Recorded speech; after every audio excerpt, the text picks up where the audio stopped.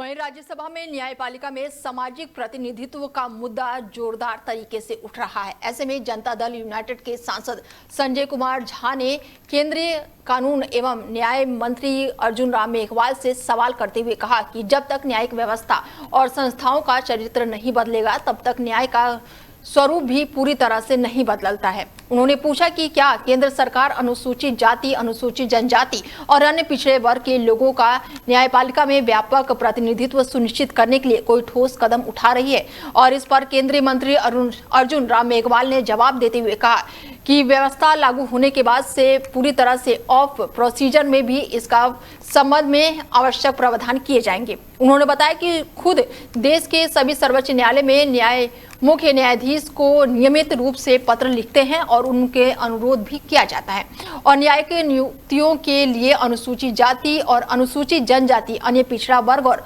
अल्पसंख्यक समुदाय और योग्य अधिवक्ताओं के नाम भेजे जाते हैं। मंत्री ने कहा कि सरकार न्यायपालिका में विधिवत और व्यापक सामाजिक प्रतिनिधित्व बढ़ाने के लिए लगातार प्रयास कर रही है।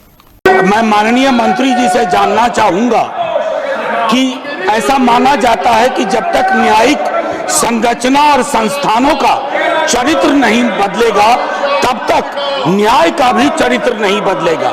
क्या सरकार अपनी तरफ से SC, ST, OBC कम्युनिटी का रिप्रेजेंटेशन तय करने के लिए वाइडर रिप्रेजेंटेशन कुछ कोशिश कर रही है? ऑल इंडिया जुडिशियल कमीशन की कोशिश कर रही है? क्योंकि रिप्रेजेंटेटिव अगर कैरेक्टर नहीं होगा न्यायिक संस्थाओं का तो न्याय भी हर घर हर दर नहीं पहुंचेगा।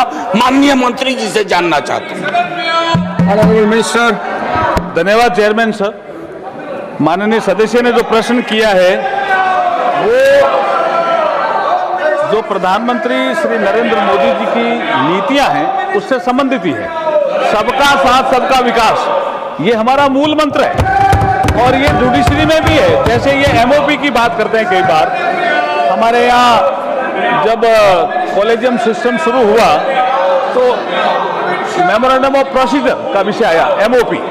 उस MOP में ये प्रावधान भी है और हम लगातार जो संबंधित हाईकोर्ट्स के चीफ जस्टिस हैं, 25 हमारे हाईकोर्ट्स हैं, उनको लगातार मेरी ओर से भी लेटर जाता है कि जो हमारे SC, ST, OBC माइनॉरिटीज के जो।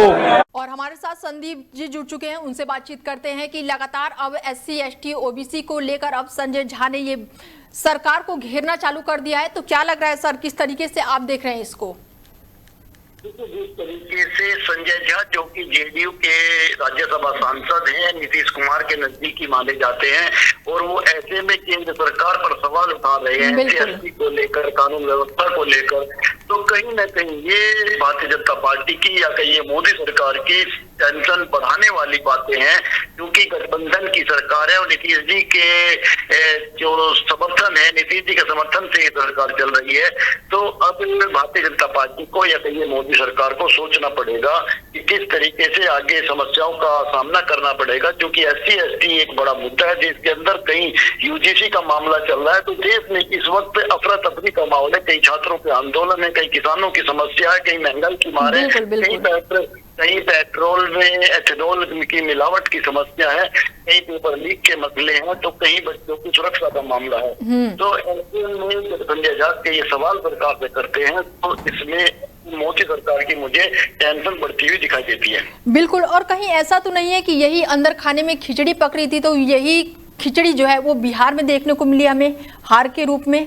उस MOP में पार्टियों में JDU और BJP में कहीं ना कहीं कोई दरार है, जिस वजह से जो BJP के राष्ट्रीय अध्यक्ष हैं नितिन नवीन, उनकी जो सीट थी, जो परंपरागत सीट थी, जो पिछले 30 साल से BJP लगातार जीत रही थी, नितिन नवीन जीत रहे थे, वो सीट भी BJP बिहार के अंदर हार जाती है और एक नई पार्टी जो संस्थापक हैं प्रशांत किशोर, वो चुनाव जीत जाते हैं। ये अपने आप में एक बड़ा मैसेज है।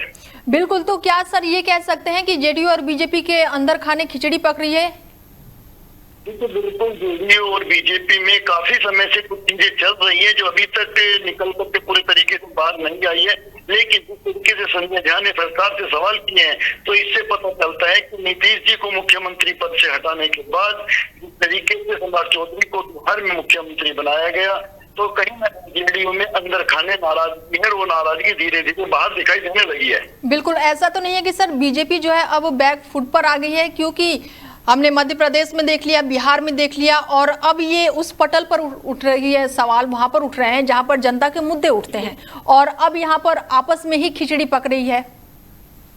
जिस तरीके से संसद से इस तरीके की चीजें निकल के आती हैं इससे पता चलता है कि कहीं ना कहीं बीजेपी की स्थिति कमजोर है आज की तारीख में।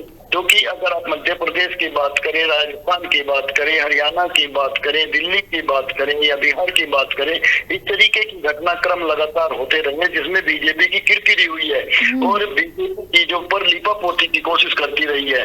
ऐसे में अगर उसके सहयोगी दल ही बीजेपी से सवाल खड़े करने लगेंगे तो मुझे लगता है बीजेपी के लिए आने वाला समय मुश्किलों भरा होगा। बिल्कुल, और ऐसे में जब बीजेपी के अंदर से ही सवाल उठने लगे हैं तो ये तो विपक्ष को जो है वो बैठा बैठाया मुद्दा मिल जाएगा। बिल्कुल, अगर जो सहयोगी दल है वो बीजेपी को घेरने लगेंगे तो बीजेपी तो पहले से ही गठबंधन के सहारे चल रही है। बिल्कुल, ऐसे में आगे सरकार चलाना बीजेपी के लिए मुश्किल होगा और जिस तरीके से बीजेपी सरकार कई बिल पास कराना चाहती है उनमें भी बीजेपी को मुश्किल आ सकती है। ठीक है सर, तमाम जानकारी और जुड़ने के लिए बहुत शुक्रिया। धन्यवाद।